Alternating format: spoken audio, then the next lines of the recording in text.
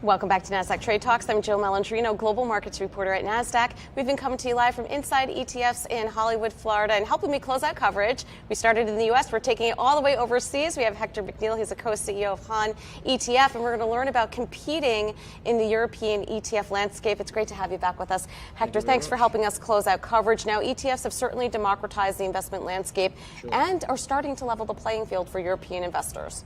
Absolutely, yeah. I think just before Christmas we went through the $1 trillion mark in AUM, so about a fifth the size of the US, so we're pretty pleased with that. It's a little bit different than the US ETF industry because the barriers to entry are much higher in Europe. Tell us about that. Yeah, I mean, by definition, you've got 30 plus countries, you've got languages, taxes, currencies, cultural differences. So you've got to sort of navigate all that in Europe, but obviously it's a big market as well. All right, now, how can asset managers, how can they overcome them easily, more cost effectively by using a white label? Yeah, I think the thing that gives you is it allows you to navigate with some experience. I mean, we've got over 150 years of European ETF experience across all the disciplines in the firm. We can have a fund out in 8 weeks. So if you try to replicate that from scratch, it would probably take you 2 to 3 years as a minimum, probably $10 to $15 million. So we offer a really coherent way to get into the market very, very quickly and easily.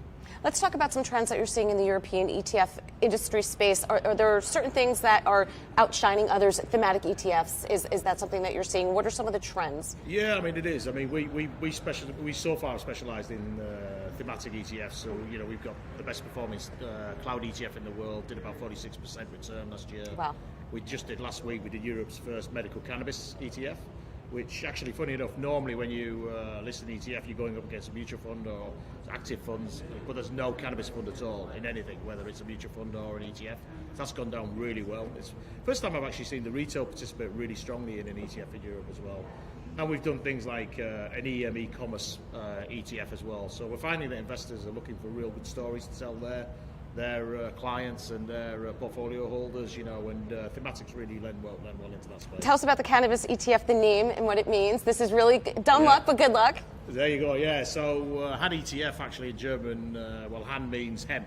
So we're very lucky that everybody thought that was what we're going to do naturally in the ETF space. Of course. So we didn't know it until we did it, but so having that, but it's just great to resonate so well. All right, Hector, great to see you as always. Thank you so much for joining us.